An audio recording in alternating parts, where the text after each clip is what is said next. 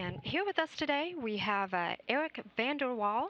He is joining us here inside the International Space Station Flight Control Room. Yesterday, we spoke with Jerry Jason, the flight director, uh, lead for the launch of the automated transfer vehicle. And so Eric is actually here. He is with the European Space Agency as a program representative. Thank you, Eric, and welcome. Thank you. Um, so everything now remains on track for the launch of the on the Ariane 5 rocket, correct? That's So correct. we are We're on track and we're green for launch tomorrow night. great. And so first, let me just talk to you. We talked about operations, as I mentioned. We talked with Jerry Jason yesterday, and so now I would like to just talk a little about yourself. Tell me where you're from, and how did you make your way to the European Space Agency? Well, I'm French. Name is Eric van der Waal. I joined the European Space Agency in 1991. Worked in operation, system development, and finally ended up after 20 years here in Houston as a representative to the ISS program for ESA. Um, I've been doing this job now for 10 years.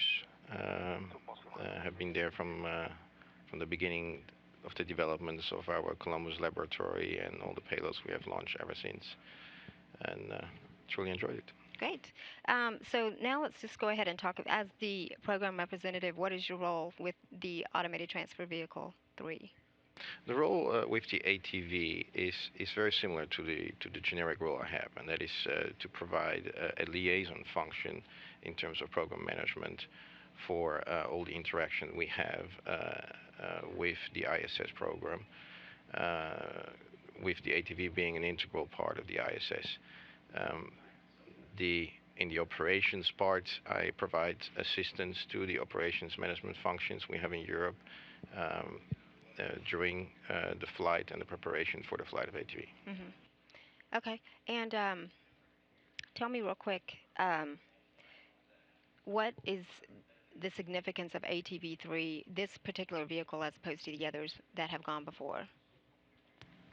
Well, this is the third vehicle in a series of 5 vehicles which we're going to launch.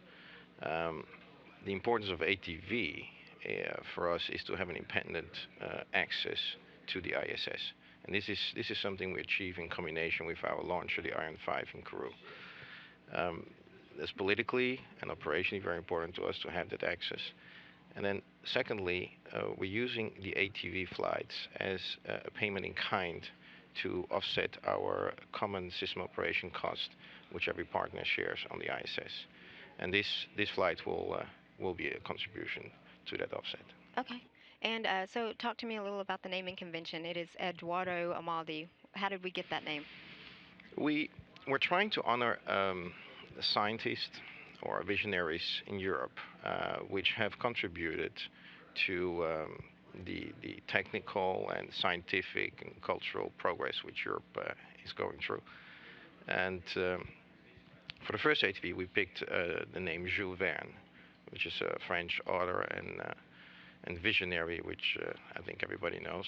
The second ATV was chosen to be called Johannes Kepler, a German astronomer and mathematician, which is very well known for his laws of planetary motion.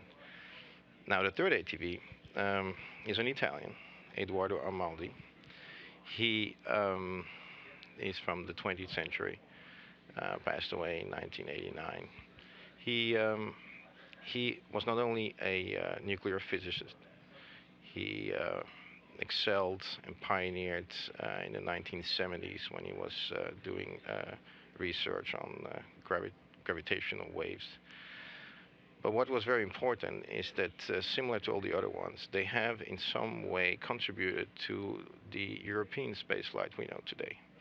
And Edoardo Amaldi, in the late 1950s, actually was one of the pioneers which came up with the idea that we needed to cooperate inside Europe and create a joint agency for spaceflight, which eventually became the European Space Agency today.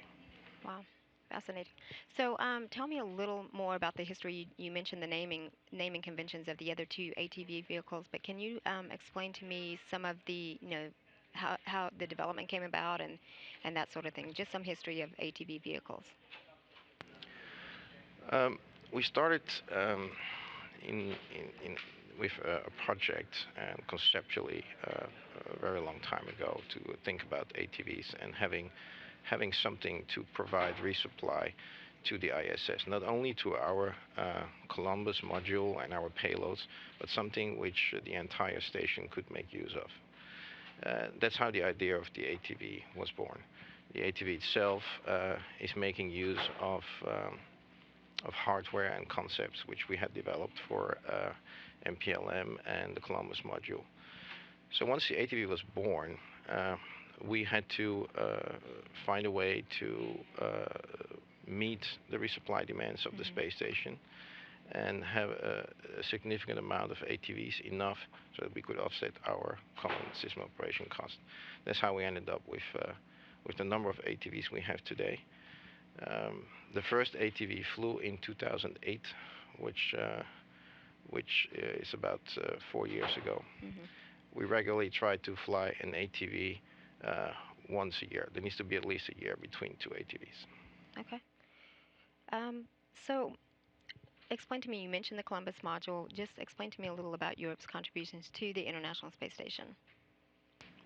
Okay, so the ATV, in terms of ATV, the ATV can resupply the station. So we provide a service. There's two parts to that. First, the ATV has the capability to launch up to 4,000 kilograms of propellant, and I'll come back to that. We can launch water, we can launch gases like nitrogen, oxygen, and we can launch dry cargo.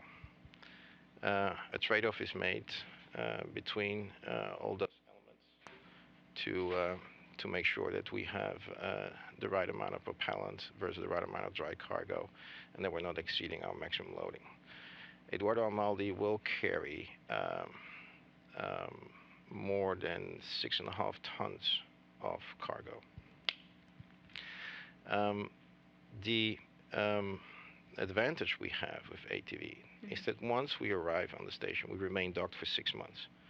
Being docked for 6 months allows the crew to basically use what's in the ATV as needed, and at the same time get rid of some of the trash which exists in the ISS, which is one other thing that ATV will do is upon its departure, it will bring down more than 6 tons of trash, and which will be then destructed in the re-entry of the ATV. Once we're attached, there's another service we provide to the station, and that's where all this propellant comes into play.